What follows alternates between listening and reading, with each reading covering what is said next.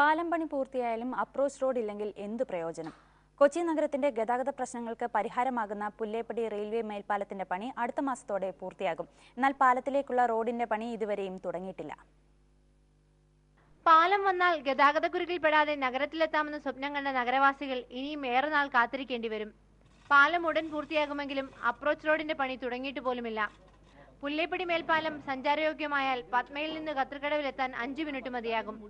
South north മേൽപ്പാലങ്ങളിലെ ഗതാഗത കുരുക്കുമൊഴിയും. നമുക്കിപ്പോൾ ഈ പാലം വന്ന ശരിക്കും പറഞ്ഞാൽ 5 മിനിറ്റ് കൊണ്ട് എത്തേണ്ടത് ഇപ്പൊ നമുക്ക് ഇതിലേ പോയാലുണ്ടെങ്കിൽ ഒരു 1.5 മണിക്കൂറായാലും നമ്മൾ എത്തൂല. തൃശ്ശൂർ എത്തിയാലും നമ്മൾ എറണാകുളം മാർക്കറ്റ് ചെന്നെത്തൂല. എന്നുവെച്ചാൽ അത്ര തിക്കാണ്. അരമണിലെ വാഹനങ്ങളെ കൊണ്ടും ജനങ്ങളെ കൊണ്ടും നല്ല തിരക്ക്. അപ്പൊ ഇത് തുറന്നു കഴിഞ്ഞാൽ ഏറ്റവും വലിയ ഉപകാരപ്പെടുന്നത് ജനങ്ങൾക്ക് തന്നെ. റോഡ് വരണമെങ്കിൽ ഇനിയും ഏറെ കടമ്പകൾ കടക്കാനുണ്ട്. പാലത്തിനൊപ്പം നിർമ്മാണം പൂർത്തീകരിക്കേണ്ട തമ്മനം പുല്ലേപ്പടി റോഡിന്റെ സ്ഥലമേറ്റെടുക്കൽ പോലും ഇനിയും ആയിട്ടില്ല.